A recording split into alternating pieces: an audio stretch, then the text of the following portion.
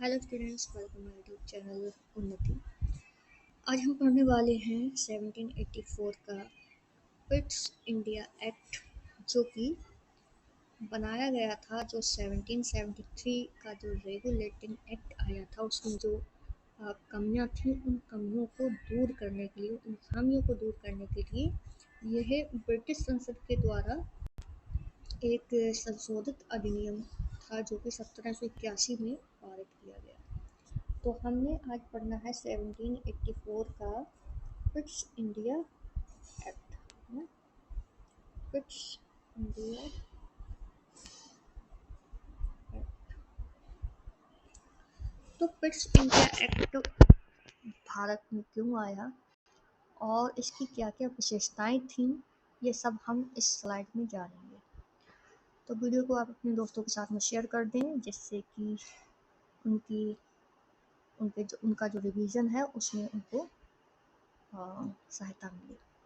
And important topic ही यहाँ पर मैंने उठाए हैं सारे के सारे, और जितने भी पॉइंट मैं बताऊँगी वह सारे इम्पोर्टेंट हैं, और ज़्यादा पॉइंट्स को मैंने इंक्लूड नहीं किया है जो हमारी परीक्षा के लिए उपयोगी नहीं हैं। उन पॉइंट्स को मैंने इंक्लूड नहीं किया है, और जो हमारी परीक्षा के लिए उपयोगी है उन्हीं पॉइंट्स को इंक्लूड किया है। बहुत ही ज़्यादा आसानी से और सिंपल लैंग्वेज में हम इसको जानेंगे।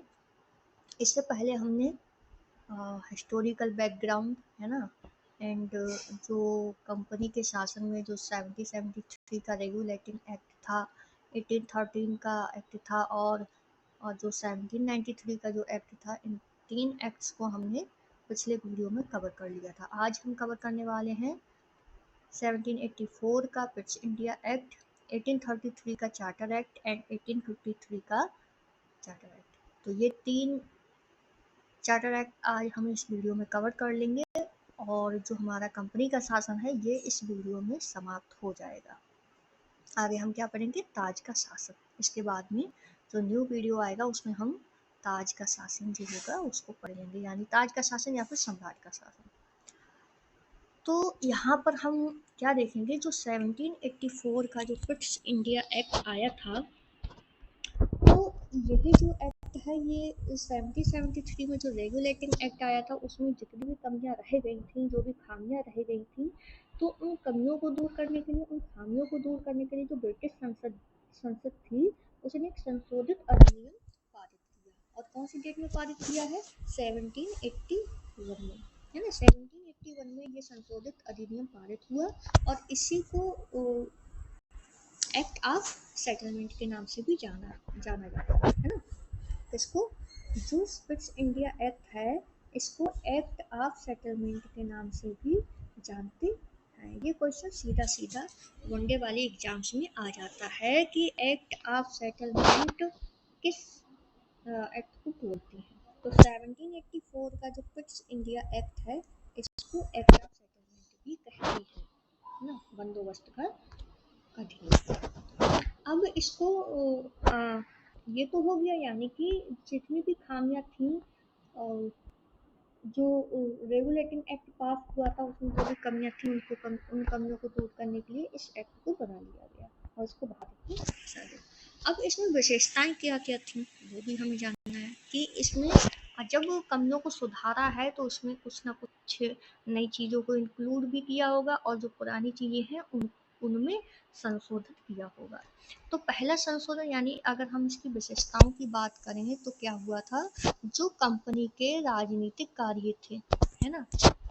पहले हमने 1773 में क्या पढ़ा था, जो कंपनी के राजनीतिक और प्रशासनिक कार्य थे इनको मान्यता मिल गई थी ना, सबसे पहले।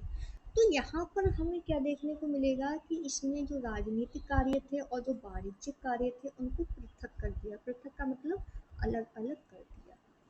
राजनीतिक कार्यों को अलग कर दिया और वाणिज्यिक कार्यों को अलग कर दिया। और इसमें जो निदेशक मंडल था, है ना, कंपनी का जो निदेशक मंडल था, उसके व्यावहारिक मामलों के अधीक्षण की अनुमति भी दी गई। यानी कंपनी के निदेशक मंडल को जो व्यापारिक मामले थे उनके अधीक्षण की अनुमति मिल गई, परमिशन दे दी। लेकिन राजनीतिक मामलों के प्रबंधन के लिए नियंत्रण बोर्ड नाम से एक नया निकाय, यानी नए निकाय का गठन किया गया। यहीं पर अगर हम देखें जो भी राजनीतिक मामले थे उनका जो भी प्रबंधन करना था उसके लिए एक नियंत्रण बोर्ड को नया नाम दे दिया, यानी एक उसका एक कंट्रोल बोर्ड था उसको नया नाम दिया गया। क्या नाम दिया गया उस गठन को? हाँ, उस गठन को नियंत्रण बोर्ड में एक नया नाम दिया है ना। तो इसी प्रकार से जो भारत था, भारत में द्वैध शासन की व्यवस्था लागू हो गई। भारत में जो द्वैध शासन यानी दोहरे शासन की जो व्यवस्था है वह लागू कर दी गई। तो अभी राजनीतिक मामलों के कार्यों को अलग कर दिया, वाणिज्यिक कार्यों को अलग कर दिया। अब यहाँ पर हम क्या देखेंगे कि इस तरह से जो भी भारत में पहली बार है ना, भारत में पहली बार ब्रिटिश आधिपत्य का क्षेत्र कहा गया। यानी इन सभी चीज़ों को एक घोषणा पत्र था, तो घोषणा पत्र में ये बताया गया था कि भारत में पहली बार ब्रिटिश आधिपत्य का क्षेत्र कहा गया। और यानी दो चीज़ें महत्वपूर्ण बताई गई है ना, यहाँ पर दो चीज़ों को महत्वपूर्ण बताया है। उसमें पहला क्या बताया कि भारत में जो भी कंपनी का घोषणा पत्र होगा ना उस वह पहली बार ब्रिटिश आधिपत्य का क्षेत्र कहा गया। और दूसरा काम क्या बताया, इम्पोर्टेंट काम दूसरा ये बताया कि जो ब्रिटिश सरकार है, ब्रिटिश सरकार को भारत में कंपनी के कार्यों और उसके प्रशासन पर पूर्ण नियंत्रण प्रदान किया गया। यानी पहले कंपनी आई थी भारत में, लेकिन जो 1784 का जो क्विट्स इंडिया एक्ट आया है उसमें दो चीज़ों को इंक्लूड किया था। उसमें दूसरा काम ये बोला गया कि ऐसा है जो कंपनी के कार्य हैं, अब जो कंपनी के कार्य हैं उसका जो प्रशासन है उस पर पूर्ण रूप से कंट्रोल किसका होगा, ब्रिटिश गवर्नमेंट का होगा। ये चीज़ें 1784 का जो क्विट्स इंडिया एक्ट आया था उसमें शामिल किया गया। तो हमने ये समझा कि 1773 में जो भी कमियां रहेंगी थी वो जब 1784 का क्विट्स इंडिया एक्ट आया तो उनमें इन कमियों को सुधारा गया। आई होप आपको 1784 का क्विट्स इंडिया एक्ट समझ आया होगा। वीडियो को शेयर जरूर कर दें अपने दोस्तों के साथ में। अब आगे हम क्या पढ़ने वाले हैं, आगे हम पढ़ेंगे इसमें 1833 का चार्टर एक्ट। 1833 का चार्टर एक्ट क्या बताता है? तो 1833 का जो चार्टर एक्ट है इसमें जो बंगाल के गवर्नर जनरल था है ना, 1773 में हमने क्या पढ़ा था कि बंगाल में एक गवर्नर जनरल का पद दिया गया। हाँ, और पहले गवर्नर जनरल कौन थे, लॉर्ड बॉर्निंग हेस्टिंग। और हमने क्या पढ़ा था, जो मुंबई और जो मद्रास के जो प्रेसिडेंसी जो गवर्नर थे, जो प्रेसिडेंट थे, उनको क्या किया गया, उनको बंगाल के गवर्नर के अधीन कर दिया। हमने ये चीज़ें 1773 के चार्टर एक्ट में रेगुलेटिंग एक्ट में पढ़ी थी। इसमें क्या हो रहा है 1833 में, इसमें जो गवर्नर जनरल था उसको क्या किया गया, उसको पूरे भारत का ही गवर्नर जनरल बना दिया। पहले ओनली बंगाल का गवर्नर जनरल बना था, लेकिन जब 1833 का एक्ट आया तब पूरे भारत का गवर्नर जनरल बना दिया। अब पूरे भारत का गवर्नर जनरल बना है तो उसका नाम क्या था, उसका नाम था लॉर्ड विलियम बेंटिंग। ये वनडे वाली एग्जाम में भी क्वेश्चन आता है कि लॉर्ड विलियम बेंटिंग भारत के प्रथम गवर्नर जनरल थे, है ना, कौन थे ना, जैसे कि भारत के प्रथम गवर्नर जनरल कौन थे, उसमें ऑप्शन दे देंगे, Lord Warren Hasting, Lord William Bentinck, बाकी दो और कोई उठा के दे देंगे, तो सही आंसर आपका क्या होगा, लॉर्ड विलियम बेंटिंग। इसने मद्रास और मुंबई के गवर्नर को विधायिका संबंधी शक्तियों से वंचित कर दिया। यानी कि अब 1773 में हम क्या पढ़ रहे थे कि जो मद्रास और जो मुंबई के जो गवर्नर थे उनको बंगाल के गवर्नर जनरल के अधीन कर दिया, है ना, उनके कंट्रोल में कर दिया। बट यहाँ पर जब 1833 का जो चार्टर एक्ट आता है, यहाँ पर जो विधायिका संबंधी शक्तियाँ थी मुंबई और मद्रास के गवर्नर के पास, तो उनसे भी उन्हें वंचित कर दिया गया। भारत के गवर्नर जनरल को पूरे ब्रिटिश भारत में, यह गलत हो गया, पूरे ब्रिटिश भारत में विधायिका के असीमित अधिकार प्रदान कर दिए गए। यहाँ पर विधायिका होगा, तो जो गवर्नर जनरल थे उनको ये सारे अधिकार प्रदान कर दिए। और इस कानून को नियामक कानून भी कहा गया। यानी ये जो कानून लाया गया 1833 में जो चार्टर एक्ट आया है, इस कानून को क्या बोला गया कि भैया ये नियामक कानून है, और नए कानून के तहत बने कानून को एक एक्ट या अधिनियम कहा गया। अब यहाँ पर ये क्वेश्चंस आपका ये जो स्टेटमेंट है, यहाँ से सीधी सीधी स्टेटमेंट भी उठा के एग्जामिनर दे देती है यूपीएससी के क्वेश्चन पेपर में, आपको मिलते भी हैं, आ भी चुका है यहाँ से क्वेश्चन, ऐसा नहीं कि नहीं आया है कई दफ़ा। एंड जो पीसीएस एग्जाम है वहाँ पे भी ये वाली जो स्टेटमेंट है यहाँ से क्वेश्चन बना देते हैं। तो यहाँ पर सीधा सीधा बोला गया है कि इस चार्टर एक्ट में जो सिविल सेवकों के चयन की जो प्रतियोगिता है उसको आयोजित करने का प्रयास किया गया, यानी यहाँ पर अभी आयोजित नहीं हुई है, ओनली प्रयास किया गया है जो सिविल सेवकों के चयन की खुली ओपन प्रतियोगिता जैसे कि आज के टाइम पर होती है ना यूपीएससी की। इसमें कहा गया कि कंपनी में भारतीयों को किसी पद, कार्यालय और रोजगार को हासिल करने से वंचित नहीं किया जाएगा। यानी इस एक्ट में ये बोला गया कि सबसे पहले तो कि सिविल सेवकों के चयन के लिए एक ओपन प्रतियोगिता का आयोजन हो। उसके बाद में ये बोला गया जो भारतीय हैं कंपनी में लगे हुए उनको किसी भी पद, कार्यालय और रोजगार में और उनको रोजगार मिलेगा, है ना, उनको वंचित नहीं किया जाएगा। हालांकि बोर्ड ऑफ डायरेक्टर्स के विरोध के कारण इस प्रावधान को समाप्त कर दिया गया। यानी यहाँ पर इन बातों को इंक्लूड किया गया था, लेकिन जो बोर्ड ऑफ डायरेक्टर्स थे उन्होंने कर दिया विरोध कि नहीं ऐसा नहीं होगा, तो इस वजह से ये जो प्रावधान था इस प्रावधान को समाप्त कर दिया।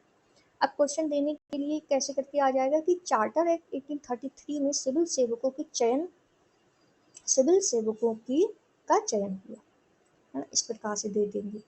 तो यहाँ पर ओनली बात कही गई थी लेकिन हुआ नहीं था। ये होगा जाके 1853 में, यानी कि 20 ईयर्स लेटर जब हम 1853 का चार्टर एक्ट पढ़ेंगे। तो सिविल सेवकों की भर्ती की प्रक्रिया है यह 1853 का जो चार्टर एक्ट आया था वहाँ पर शामिल की गई है। तो आई होप आपको 1833 का जो चार्टर एक्ट है ये अच्छे से समझ आया होगा। इसके ये 2-3 पॉइंट्स बहुत ही ज़्यादा इम्पोर्टेंट है ना, जैसे कि भारत का जो बंगाल का गवर्नर जनरल था उसको भारत का गवर्नर जनरल बना दिया गया, है ना। लॉर्ड विलियम बेंटिंक भारत के प्रथम गवर्नर जनरल थे। एंड ये वाली जो लैंड्स हैं जो अभी मैंने आपको पढ़ी है, तो आपको अच्छे से समझ आया होगा। कमेंट करके ज़रूर बताएं कि आपको कितना वीडियो हेल्पफुल लगा है और आपको कहाँ तक समझ आ रहा है। वीडियो को शेयर ज़रूर कर दें अपने दोस्तों के साथ। आगे बढ़ते हैं, आगे हम देखेंगे 1853 का चार्टर एक्ट। 1853 के चार्टर एक्ट में क्या क्या चीज़ों को शामिल किया गया था।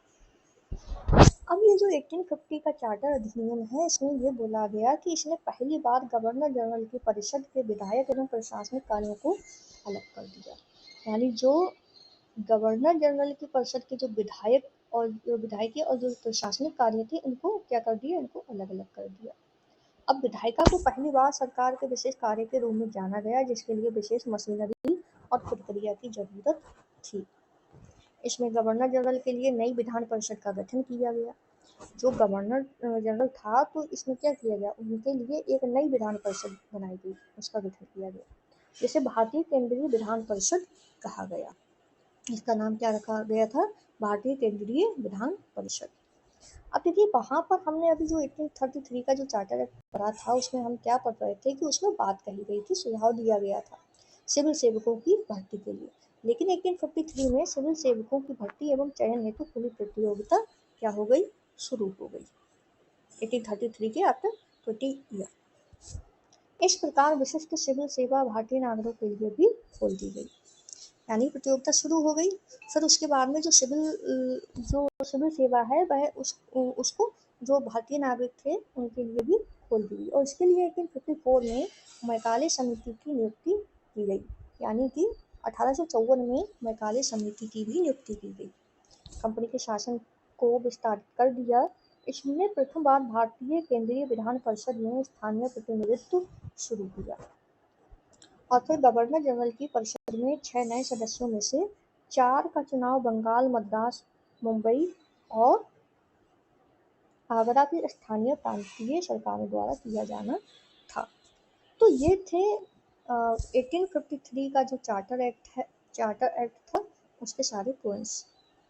एंड आगे के यहाँ पर हमने क्या क्या चीज़ें, यहाँ पर जो हमारा कंपनी का जो शासन था, है ना, जो कंपनी का शासन था उसको हमने कवर कर लिया है इस वीडियो में। 1773 से 1858 तक। अब नेक्स्ट वीडियो में हम क्या पढ़ेंगे, जो हमारा सम्राट का शासन है, नेक्स्ट वीडियो में हम उसको पढ़ेंगे, जो 1858 से स्टार्ट होगा, जो सम्राट का शासन है 1947 तक का। तो इसको हम नेक्स्ट वीडियो में पढ़ेंगे। आई होप आपको वीडियो पसंद आया होगा एंड आपको जो जितनी भी चीज़ें मैंने बताई हैं वह सब आपको समझ आई होंगी। बाकी आप कमेंट करके ज़रूर बताएं, यदि आपको किसी भी प्रकार की कोई दिक्कत आ रही है, कोई समस्या आ रही है, आप उसको बताएं। यदि मेरे पढ़ाने में आपको कोई कमी लग रही है तो आप उसको भी बताएं, मैं उसको और भी अच्छी तरह से एक्सप्लेन करने की कोशिश करूँगी। एंड वीडियो को शेयर ज़रूर करें ज़्यादा से ज़्यादा अपने दोस्तों के साथ में, और चैनल पर अगर आप आए हैं तो चैनल को सब्सक्राइब जरूर करें, जिससे कि जब भी वीडियो पड़े आपके पास इसका नोटिफिकेशन पहुंच जाए। एंड जब हम हिस्टोरिकल बैकग्राउंड को समाप्त कर लेंगे तब हम इसके MCQ भी करने वाले हैं, जो हमारे परीक्षा के माध्यम से इम्पोर्टेंट होंगे।